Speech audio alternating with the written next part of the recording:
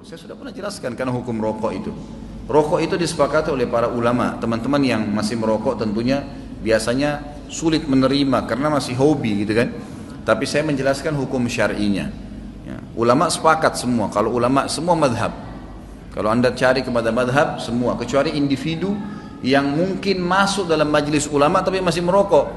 Akhirnya mereka mengatakan itu tidak apa-apa, makruh saja. Tapi ini kalau kita kembali kepada buku-buku dasar, ada namanya buku kawaid fiqhiyah. Kaidah-kaidah dikeluarkannya hukum fikih. Di antaranya adalah semua yang mudaratnya lebih besar daripada manfaatnya hukumnya haram. Diambil daripada hukum khamr. Khamr minuman keras itu tidak semua makanan kan dirincikan dalam Al-Quran ya. Ada makanan-makanan yang keluar nanti, ada makanan yang tidak ada di zaman Nabi SAW, ada makanan tidak ada di Jazirah Arab.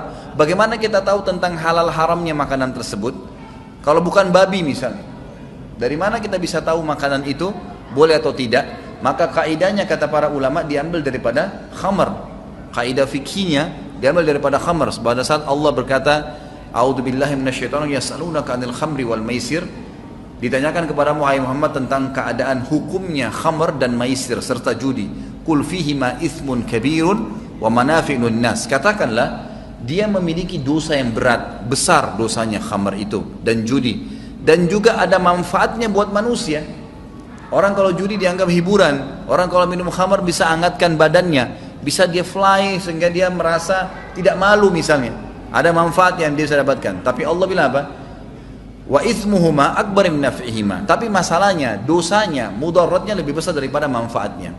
Maka ulama mengambil sebuah kaidah fikih namanya, semua yang mudaratnya lebih besar daripada manfaatnya hukumnya haram. Dan ulama yang menegaskan tentang masalah rokok ini mengatakan coba dikembalikan ke masalah ayat ini. Dia akan masuk mudaratnya lebih besar atau manfaatnya. Semua dokter, dari medis, dari ulama, semua mengatakan itu tidak mungkin. Saya sudah pernah ceritakan, pasti dikatakan mudaratnya lebih besar, otomatis itu.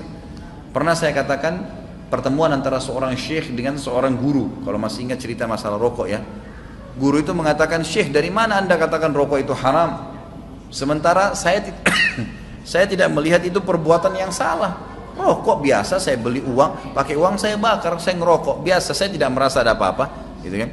Lalu kata syekhnya, karena dia masuk dalam firman Allah subhanahu wa ta'ala, dan Allah menghalalkan thayyibat dan mengharamkan khaba'ith. Allah mengharamkan yang baik-baik, Allah mengharamkan khaba'ith, sesuatu yang buruk. Lalu kata guru itu, saya tidak melihat saya tidak melihat rokok itu buruk, saya tidak melihat itu khaba'ith.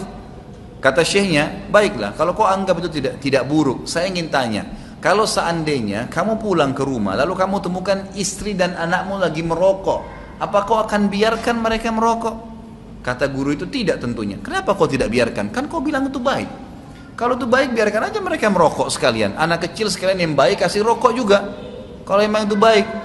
Lalu tiba-tiba guru tersebut mengeluarkan bungkusan rokok dari kantongnya. Dia mengatakan, sekarang saya berhenti Syekh.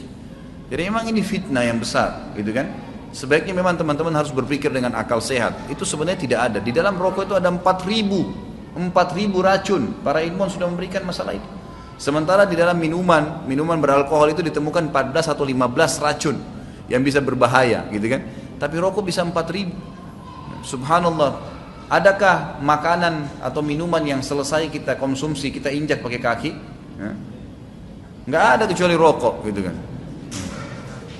Dan sekarang banyak orang-orang yang pergi ke gunung-gunung, sesajen diberikan kepada setan-setan, pasti diikuti 2 bungkus rokok. Kenapa diikuti bungkus rokok?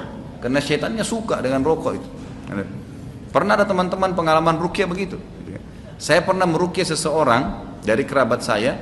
Subhanallah, bagi di ruqyah, jinnya lagi ngomong, saya panas, saya gini. Ada satu kerabat saya lewat, habis merokok dia. Dia masuk, terus orang yang kesurupan itu bilang, "Kawan." Lah betul, di depan mata saya dia bilang, "Kawan." Sampai dia bilang, "Kenapa saya dibilang kawan? Ruqyah saya juga," gitu. Tapi itu dia dalam kondisi tidak sadar, orang itu kesurupan. Itu kesurupan, subhanallah. Pernah juga teman saya Ustadz Husain meruqyah orang, sudah kesakitan jinnya, "Iya saya ampun, saya mau keluar." Terus tiba-tiba jinnya gitu, "Segar," dia bilang. Kata Ustadz Husain, "Kenapa kau bilang segar?" Dia bilang, "Itu di depan ada makanan favorit saya." Ustadz Husain datang ke depan rumah itu, dilihat ada orang lagi merokok. Itu banyak pengalaman teman-teman peruqyah seperti itu, gitu kan? Jadi coba kita buka akal pikiran kita, secara medis dia berbahaya, secara pendapat ulama sudah banyak disorotin. Pengakuan setan pun itu bagus, gitu kan? Jadi Allah alam, kalau yang mau jadi teman setan silakan.